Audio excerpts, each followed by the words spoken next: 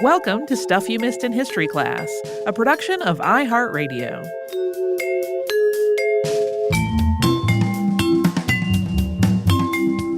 Hello and welcome to the podcast. I'm Tracy V. Wilson. And I'm Holly Fry.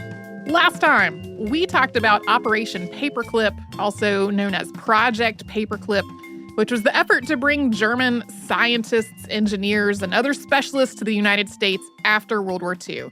And this built on an earlier program that was called Operation Overcast, and that had given the same types of specialists short-term contracts to either work in Germany or to work in the United States under military supervision. But under Operation Paperclip, most of those specialists that were brought to the U.S. actually got the opportunity to become U.S. citizens. About 1,600 total specialists entered the U.S. through this program. And more than 90% of the ones who arrived between 1945 and 1952 went on to become U.S. citizens. For the most part, they were recruiting relatively young folks. They were mostly under the age of 40 when they left Germany. And although most of them started out working for a branch of the military, about 10% were initially hired at the Department of Commerce.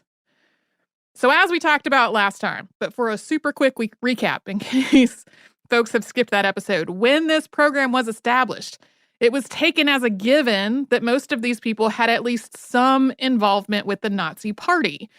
In the words of a Joint Intelligence Objectives Agency report, quote, such membership was due to exigencies which influenced the lives of every citizen of Germany at that time. But especially in the early years of the program, there were also a whole lot of assurances that the people who were being targeted for this were the, quote, good Germans, and that they would all be pre-screened to confirm that they were not ardent Nazis. So it's possible that many, or maybe even most of the people who came to the U.S. through the program really did meet these criteria, but others definitely did not. And this was not just a matter of Nazis and war criminals managing to evade detection. The people and agencies who were involved with running this program intentionally obscured the most damning details from candidates' backgrounds, especially if their knowledge and expertise seemed particularly valuable.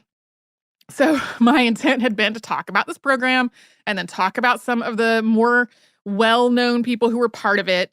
It turned out that just talking about the program was a whole episode by itself. So today, we are going to talk about a few of the most famous and infamous paperclippers, some of whom were connected to some truly horrific war crimes. So probably the most famous of all of the Operation Paperclip specialists was Wernher von Braun. His thesis for his PhD in physics had involved rocket thrust engines, which came out of work that he did at Kummersdorf Army Proving Grounds under another future paperclipper, Officer Walter R. Dornberger. This work had been funded by the German Army. Although von Braun's rockets had potential as a weapon, his real interest was space, and in a lot of ways, he used the military promise of his work as a means to an end. At one point, he was quoted as saying, quote, "We felt no moral scruples about the possible future use of our brainchild. We were interested solely in exploring space. It was simply a question with us of how the golden cow could be milked most successfully." By 1937, the German army had outgrown the Kummersdorf facility and needed a more remote location to conduct rocket tests, so the team moved to Peenemünde on the coast of the Baltic Sea. Von Braun became the technical director at Peenemünde at the age of just 25. That same year, he also accepted an invitation to join the Nazi Party. Later, he also joined the Schutzstaffel, or SS, where he ultimately became a Sturmbannführer, or major.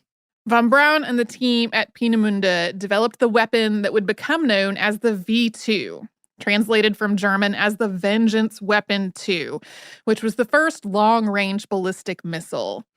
In 1943, the Allies bombed this facility, so all the weapons development and production operation there were moved underground, using an old mine to house a facility that became known as Mittelwerk. People who were being imprisoned at the Mittelbau-Dora concentration camp complex were forced to work in truly horrifying conditions, including digging out the tunnels by hand with nowhere to sleep and no hygiene facilities. Most of the people being held at Mittelbau-Dora were political prisoners from multiple countries, especially the Soviet Union, Poland, and France. Jewish and Romani prisoners began to be deported to the camp after the spring and fall of 1944. The use of enslaved labor at Mittelwerk continued after the facility was finished, with the prisoners building the weapons that were being produced there. According to Brian E. Krim, author of Our Germans, Project Paperclip, and the National Security State, more people died building V-2 rockets than were actually killed through their use as a weapon.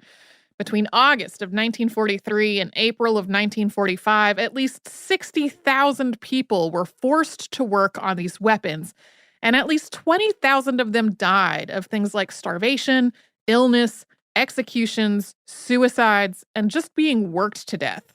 Officials at the facility also carried out at least 2 mass hangings. One, in particular, was carried out in a very gruesome way, with the other prisoners forced to witness it. Some of the rockets had exploded on the launch pad, raising suspicions that someone was sabotaging them, and that mass hanging was meant to deter future sabotage.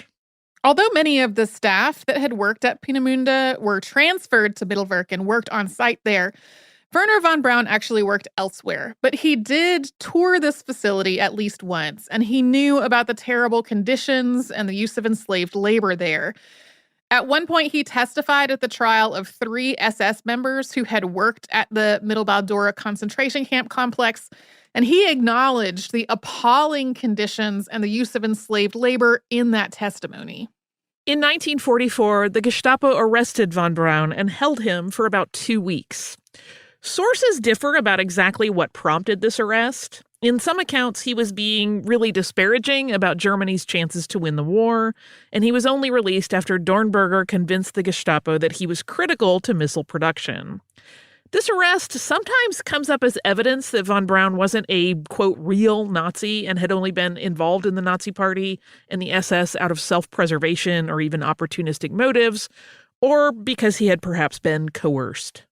In the spring of 1945, as Germany was rapidly losing ground in the war, the Soviet Red Army was advancing toward von Braun's location. He and Dornberger both believed that the United States would see them as assets and that surrendering to the Americans would be really preferable to being captured by the Soviets. So they and many of their colleagues fled and went into hiding. Even though Hitler had ordered the destruction of anything that could be useful to the Allies, von Braun hid his research work, and he later went back and retrieved it.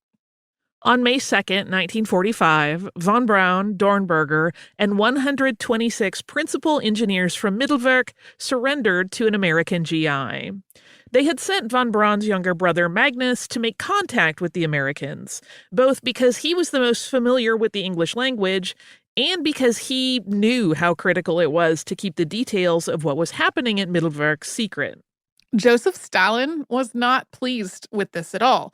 He reportedly said, quote, "This is absolutely intolerable. We defeated the Nazi armies, we occupied Berlin and Peenemünde, but the Americans got the rocket engineers. What could be more revolting and more inexcusable? How and why was this allowed to happen?"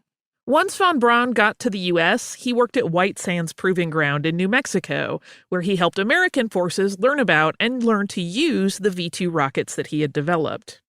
In 1947, when he was 35, he returned to Germany to marry Maria Louise von Quisdrop, who was his 18-year-old second cousin. After his return, he went on to become director of the U.S. Army Ballistic Missile Agency in Huntsville, Alabama, where he helped develop the Redstone rocket, which was based on the V-2.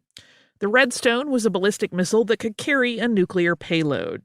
Von Braun started formally proposing plans for space exploration around 1954, but the Army really wanted him to keep focusing on weapons development. He eventually got his wish, though. After NASA was established, he became director of the George C. Marshall Space Flight Center in Huntsville, Alabama. When Alan Shepard Jr. became the first American in space in 1961, the launch vehicle was a modified Redstone rocket, which von Braun had helped to develop. He also led the team that developed the Saturn V rocket for the Apollo project. In addition to being such a major part of the space program, von Braun became a public face for space exploration. In 1955, he appeared on the Magical World of Disney episodes Man in Space, Man and the Moon, and Mars and Beyond. He appeared in multiple other documentaries in the 1950s and 60s and was also a technical advisor for Disney. He wrote multiple books, and he was on the cover of Time magazine in 1958. One of the reasons that there are still some question marks about von Braun's motivations and decisions before and during World War II is that he died in 1977. At that point, most of the documents related to Operation Paperclip were still classified. That was also before the Office of Special Investigations opened its investigation into von Braun's colleague, Arthur Rudolph, which we mentioned in the previous episode. He'll come up again later. The OSI actually hadn't even been established yet when von Braun died. While there had definitely been vocal critics of Project Paperclip for most of its existence, in 1977, there was still a general belief that ardent Nazis and war criminals had been kept out of the program.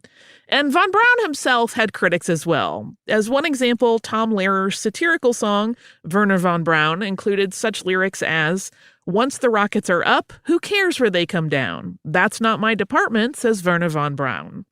But in general, after his death, von Braun was widely eulogized. President Jimmy Carter called him a man of bold vision and said, quote, "To millions of Americans, Werner von Braun's name was inextricably linked to our exploration of space and to the creative application of technology. Not just the people of our nation, but all the people of the world have profited from his work. We will continue to profit from his example."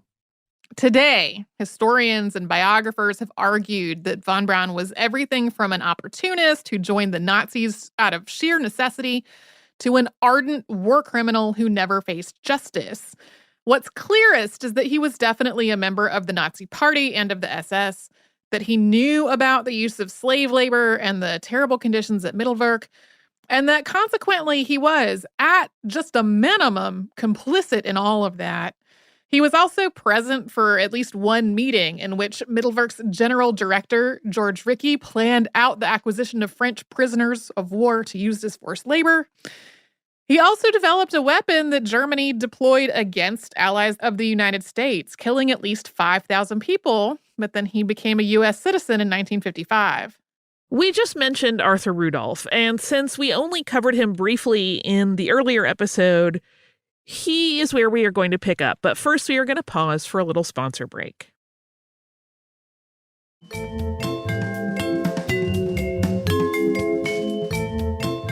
Arthur Rudolph was born in Germany on November 9th, 1906, and he and Werner von Braun later became colleagues at Peenemünde.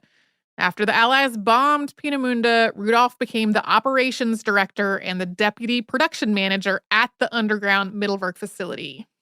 In the prior episode on Operation Paperclip, we talked about the criteria for determining who was a so-called ardent Nazi, because ardent Nazis were supposed to be kept out of the program. An ardent Nazi was generally defined as someone who had joined the Nazi Party before Hitler had declared himself Führer, who was a leader in the party or in one of its affiliated organizations, like the SS or the SA, who had been convicted in a post-war denazification court, or who had been accused or convicted of war crimes.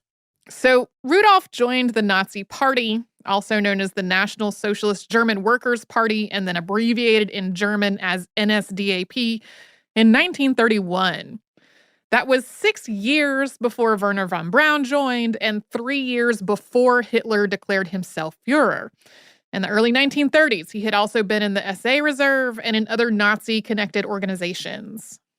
When Rudolph was first screened for potential inclusion in Operation Paperclip, his interrogator made this notation, quote, 100% Nazi, that's in all caps, dangerous type, security threat, exclamation points, suggest internment. But in spite of that rather vehement initial assessment, when the Office of Military Government United States filed its report on Rudolph, it concluded that he was not an ardent Nazi. When Rudolph was interrogated as part of this process, he gave his reasons for joining the Nazi Party this way. Quote, until 1930, I sympathized with the Social Democratic Party and voted for it and was a member of a Social Democratic Union. after 1930, the economical situation became so serious that it appeared to me to be headed for a catastrophe. I really became unemployed in 1932. The great amount of unemployment caused the expansion of the National Socialist and Communistic parties. Frightened that the latter would become the government, I joined the NSDAP, a legally regulated society, to help. I believed in the preservation of the Western culture. The U.S. Army okayed a slightly edited version of this statement to release to the public, which ended, quote, "During the last few years, political developments became more and more serious, but I could not foresee this result when I entered the party." Rudolph was one of the first German specialists to enter the U.S. under Operation Paperclip. He arrived in 1945, and his wife and his daughter followed him later. Like Werner von Braun, he started out working for the Ordnance Department of the Research and Development Division under the Department of the Army. At various points, the FBI investigated him as part of his applications for security clearance and his application to work at NASA. In the reports from these investigations, he's generally described as an excellent production engineer, personally liked by his colleagues, conscientious, honest, trustworthy, and not a potential threat to national security. However, during an investigation in 1953, someone reported that he had been a loyal member of the NSDAP and was, quote, "the type of person who would not stop at anything if it might further his ambitions." He had a reputation of being a person who, in his enthusiasm for the Nazi regime, could be dangerous to a fellow employee who did not guard his language. That person that gave that statement, whose name is redacted from the FBI file that's available on the web, later walked that statement back and said that they didn't mean to imply that Rudolph was an ardent Nazi, but that he was ambitious and would do whatever it took to achieve his goals. So Rudolph became a U.S. citizen on November 11th, 1954. His work at NASA included being one of the primary architects of the Saturn V rocket. He retired from NASA in 1969, and from there, he became a consultant. He had received NASA's Distinguished Service Award, which is the agency's highest honor, as well as other awards. As we discussed in the previous episode, the Office of Special Investigations started an investigation into Rudolph after Eli Rosenbaum found references to him in a couple of books he picked up at a bookstore in 1980. This investigation found that officials in both the U.S. and West Germany had described Rudolph as a war criminal. Rudolph was also questioned in 1947 as officials were preparing to try 19 people who were suspected of war crimes at the Dora Nordhausen complex. During that questioning, Rudolph said he had attended the public mass hanging that we described earlier. As operations director at Mittelwerk, he had also personally received reports about how many prisoners were available to work, how many had recently arrived, and how many had died or were too ill to work. His office was also right next to where the public hanging took place. Rudolph maintained his innocence in all of this. But at the same time, according to transcripts of OSI interviews, he confirmed that he knew that prisoners were dying at the facility. There was also a clear paper trail connecting him to the use of enslaved labor and prisoner abuses at Mittelwerk. He ultimately agreed to renounce his U.S. citizenship and return to Germany rather than face a trial for all of this. At the time, he was 77. The West German government wasn't really pleased about this, since U.S. officials took this step without informing them ahead of time. West German authorities started their own investigation, but by that point, the only thing that was still within the statute of limitations was murder, and there wasn't enough evidence to try Rudolph on that specific charge. Rudolph spent most of the rest of his life trying to clear his name and to return to North America, even though he had agreed to leave. After U.S. officials denied his request to have his citizenship restored, he tried to enter Canada, but was denied there as well.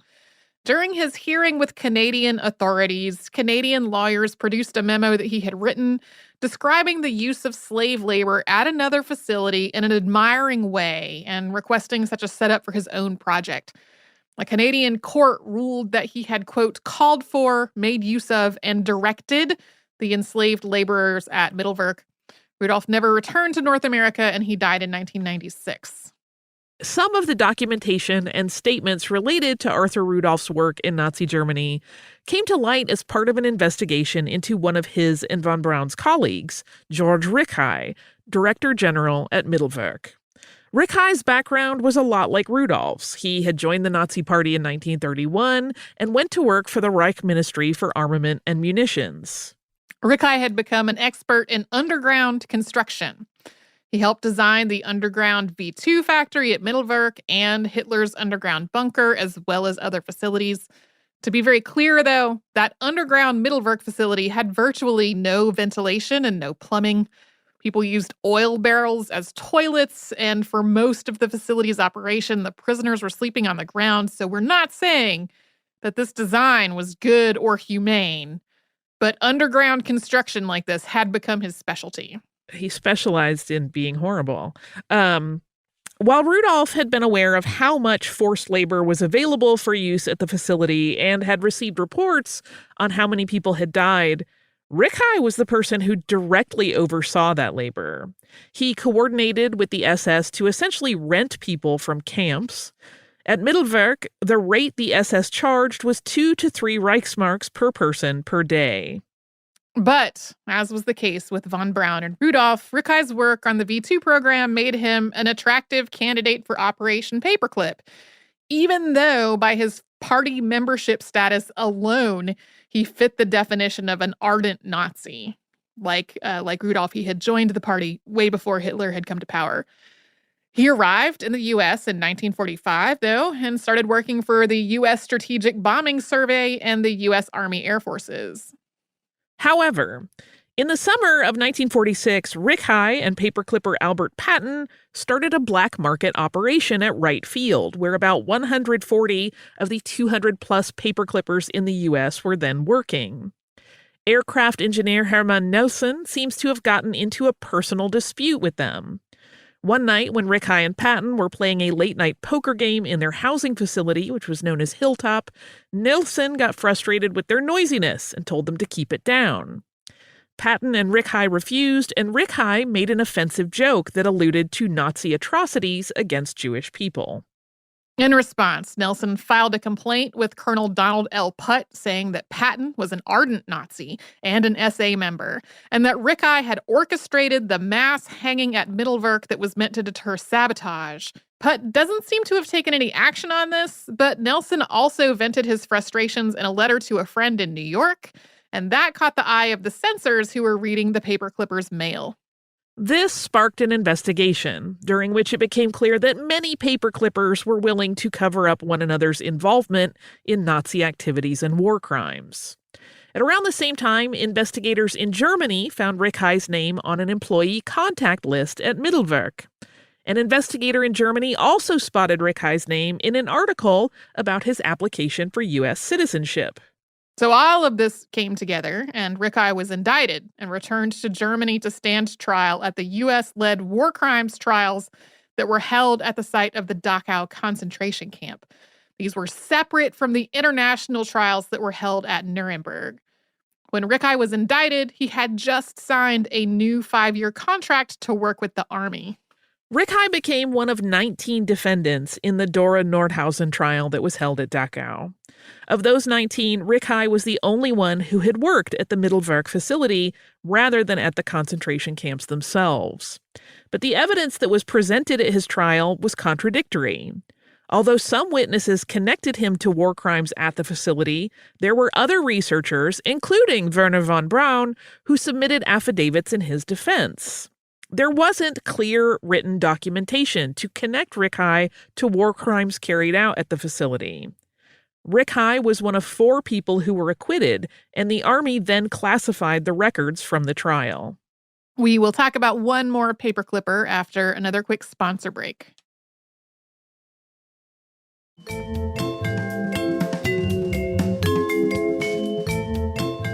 So far, everyone we've talked about in this episode was connected to the Mittelwerk weapons factory. They had kind of interconnected careers with one another in Germany. And while there were a lot of rocket scientists and engineers from that facility who became part of Operation Paperclip, There were also specialists from lots and lots of other fields, including medicine, chemistry, chemical and biological warfare, aircraft design, architecture, and electronics. So we're going to end this episode with one of those. Hubertus Strughold has been nicknamed the father of space medicine. He actually coined the terms space medicine and astrobiology. After World War II, Strughold started out working for the U.S. in Germany, and then he moved to Texas as part of Operation Paperclip. He became a U.S. citizen in 1956. After joining NASA, Strughold developed a space cabin simulator, as well as the spacesuits that the first astronauts wore. He was the first professor of space medicine at the world's first Department of Space Medicine, which was established at the Air Force School of Aviation Medicine. Strughold was a true trailblazer in his field, and for a time, there were also a lot of awards and honors and buildings and things like that named after him because of his just truly enormous contributions to this. In terms of his work in Nazi Germany, for 10 of the 12 years that Hitler was in power, he was the director of the Aviation Medical Research Institute for the Reich Air Ministry. This was one of several research institutes in Germany that were working at the intersection of medicine and flight. After the start of World War II, these institutes became part of the Luftwaffe, and at that point, Strughold became an officer. Strughold was one of the very few paperclippers who never joined the Nazi Party, and there is some evidence that he was anti-Nazi or politically neutral. However, by the end of the war, he was also on the Central Registry of War Criminals and Security Suspects, or the Crocus list. We mentioned that list in the previous episode. This was a giant compilation of suspected war criminals. It was a multi-volume list containing the names of about 60,000 people. Some were known to have committed war crimes. Some were suspected. Some weren't really suspected. They were wanted for questioning or as witnesses. And as we discussed last time, this list could be all over the place in terms of whose name was on it and how that name got there and how much substantiation there was for whatever had led them to be included. While Strughold was director of the Aviation Medical Research Institute, Luftwaffe doctors and members of the SS were carrying out experiments on human beings, and some of these experiments were related to Strughold's field of work. Many German pilots who had been shot down over the English Channel during the Battle of Britain in 1940 had survived the initial crash, but died of hypothermia before they could be pulled from the water. So the Luftwaffe wanted to figure out the body's limits and whether it was possible to resuscitate people who had died of exposure to cold. They did this by plunging both animals and people into icy water until they died and then trying to revive them. Other experiments that Luftwaffe doctors conducted on human subjects included using hypoxia chambers to simulate exposure to extreme altitude and forcing people to ingest seawater. Most of these experiments were carried out at the Dachau concentration camp. Some of them were fatal experiments also, and many of the people who had carried these experiments out had either been killed or died by suicide by the end of the war, but a lot of those who were still living ultimately faced trial at Nuremberg. Strughold actually submitted affidavits in some of these trials, and his name came up in questioning at various points, but he was not put on trial himself. Strughold definitely knew about at least some of this research, particularly the freezing experiments. He attended a conference in 1942 where the researchers talked about their results, and he commented on their work after that presentation. When asked about it later, he stressed that the experiments had been done on criminals, but also said that he generally didn't approve of work that was conducted on non-consenting human subjects. He said he didn't allow such experiments at the Institute, although by that point, the Institute was part of the Luftwaffe, and the Luftwaffe was carrying out such experiments. However, there are a lot of unanswered questions about exactly how much Strughold knew about this research, when he knew about it, whether it was in his power to stop it, and whether he helped cover up its existence or the involvement of his colleagues.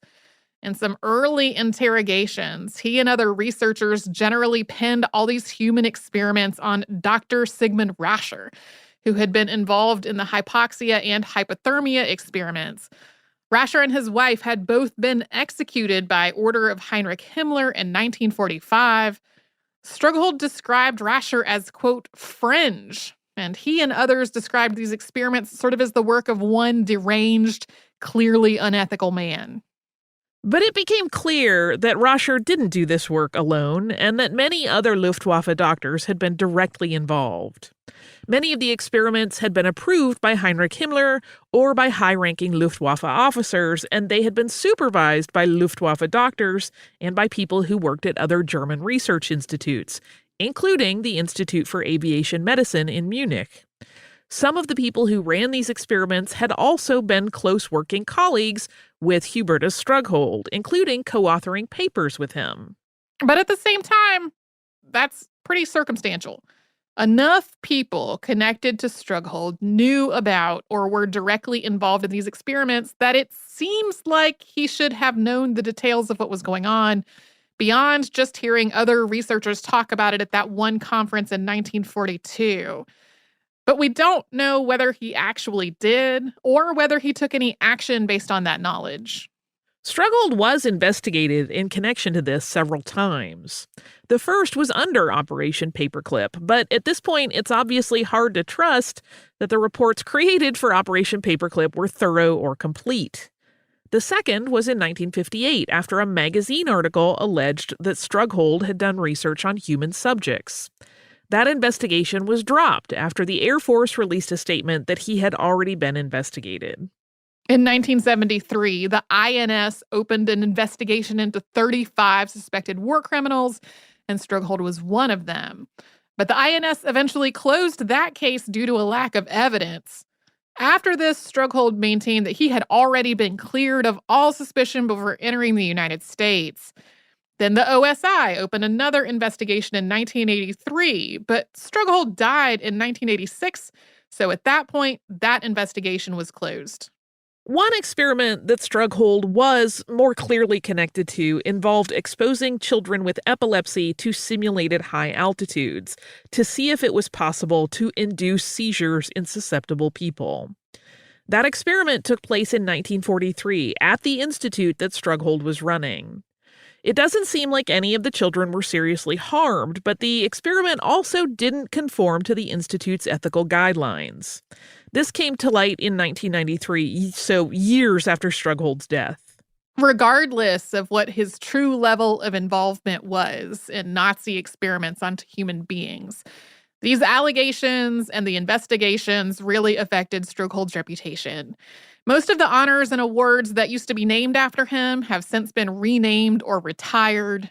Portraits of him at academic and medical institutions have mostly been removed or covered up. Even though his influence on space medicine was really comparable to Wernher von Braun's influence on space exploration, the amount of public information and laudatory write-ups on the two men just do not compare. You can go look for stuff on Wernher von Braun, read about it all day. It's a lot harder to find information on Hubertus Strughold. He still has his staunch defenders, though, who point out that there's just no solid evidence directly connecting him to some of these experiments. They point out various flaws in people who have tried to make those connections, some of which have conflated two different German research institutes into one thing when they really weren't. So that is where we're going to wrap up today. But to be clear, this episode is, of course, not remotely comprehensive. As we noted at the top, there were about 1,600 specialists brought into the U.S. under Operation Paperclip. Annie Jacobson's book, Operation Paperclip, which was one of the sources for these two episodes, focuses on just 21 of them. So even though that is much more comprehensive, it's still just a tiny portion of the total. And like this episode, it's not really focused on researchers who may have really fit the descriptions that Operation Paperclip was using to describe the specialists it was recruiting. Every time we look at these, and really any, post-World War II discussions of the people who had been part of that conflict and involved with things like this, I'm always surprised when I have those moments of that person was still alive the year I got married. It places it so deeply in my own lifetime that I have to remind myself that this was not as long ago as we think of often. Right. Well, and then in addition to that, one of the things that just kept continually striking me as I was working on this and the earlier episode is that after World War II, there was this whole effort to just denazify Germany and to remove Nazis from positions of power and to try to place people into positions of power who didn't have Nazi sympathies or connections to the Nazi party. But then there was this whole effort in the United States that was like, well, we'll take them, though, and give them U.S. citizenship, which is a little weird considering the work that the United States was doing in Germany. We also said in the previous episode that the United States was not the only person that was exploiting the knowledge and talents of all these German specialists, but for the most part, other countries were doing that on a more short-term basis, often actually in Germany, not bringing people into their own countries and then allowing them to become citizens. Do you have listener mail that hopefully involves less horrific things? I do. It's from Caitlin, and it followed our behind the scenes episode where we talked about Mother Goose rhymes and the Nelson pill trial, and we talked about how much we both, Holly, you and I would just throw ourselves on the ground during Ring Around the Rosie. And how when I was a child, I loved to swing on the swing. But when I tried to do it when I was about 30, I was like, this is a terrible experience. How did I love this as a child? So Caitlin sent some insight. Caitlin says, hi, Holly and Tracy. In this week's behind the scenes episode on Mother Goose and the Nelson pill trial, Holly mentioned that she used to love the all fall down part of Ring Around the Rosie as a child, and now it sounds awful. First, I agree. Second, there's a fun developmental reason why little kids like to fling themselves around. We have a body system called proprioception, which basically lets your brain figure out where you are in space and in relation to things around you. Like other body systems, it takes time to develop. Little kids are still developing their proprioception sense and greatly benefit from activities that let them calibrate like a Nintendo Wiimote. The same thing applies to swings, getting picked up and carried in odd positions, and the general shenanigans of childhood. Thought you might enjoy that tidbit, signed a former preschool teacher, aka Caitlin. Thank you so much for this email, Caitlin. I know about proprioception because I have studied anatomy and physiology. I didn't really make the connection that like all these other systems of your body, it's not really developed when you're little and spinning around until you fall down, for example. But that makes total sense, and I'm glad to now know it, and that it's not just that somehow I got old and couldn't swing on a swing anymore. I mean, I definitely got old and can't fall down anymore at will. Yeah. The other thing that got me in recent years was skipping. Oh, yeah? I mean, I used to love to skip when I was a kid. Skip for days. And then I was doing a running training program where, like, there were certain intervals where you would skip for a period of time. And I remember being excited, like, oh, I love skipping. And by the end, I was like, oh, dear me, this is not, nope, this isn't, I'm going to skip half the time. And then it was like a quarter of the time. And then it was like, I'm just going to walk during the skip I'm going to do a skip. I'm going to walk with a bouncy step. We've talked before about our indoor exercise attempts in the land of COVID pandemic. And one of the things that I do is I play Ring Fit Adventure on the Nintendo Switch, and it has a quiet mode, which I think is really aimed for like folks who live in apartments who don't want to jog in place above their downstairs neighbors' heads. Right. But I sure turned that on immediately to do less pounding on my knees and other joints. Yeah. So anyway, thank you again, Caitlin, for that note. I really just delighted learning that new fact about developmental anatomy and physiology. If you would like to write to us about this or any other podcast, we're at historypodcast@iheartradio.com. And we're all over social media at Missed in History. That's where you'll find our Facebook and Twitter and Pinterest and Instagram. And you can subscribe to our show on the iHeartRadio app and Apple Podcasts and anywhere else you like to get podcasts.